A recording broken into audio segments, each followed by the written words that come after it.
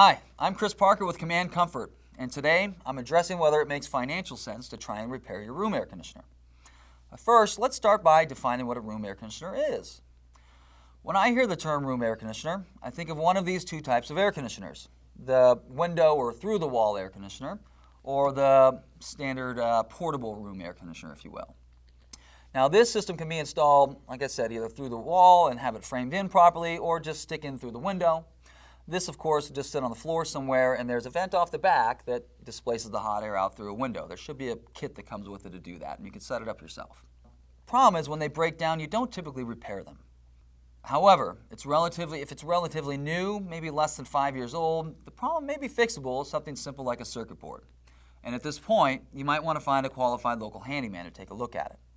Most of the large HVAC repair companies won't come out for a small unit like this, and if they do, it's likely to cost too much versus just replacing the unit altogether. Now, if it isn't worth the repair, you may want to look at a new ductless or a mini split system. It's a great alternative, but it's a whole different story. A ductless system rarely needs repairing if it's installed properly. They're extremely quiet. They use very little energy, up to 40% less than most systems, maybe even more than these. Really good thing is you don't have to waste any wall space or window space, or you don't have to put it on the floor somewhere and have it vented out the window. So they're perfect for small bungalow-style homes or even a multiple-story home.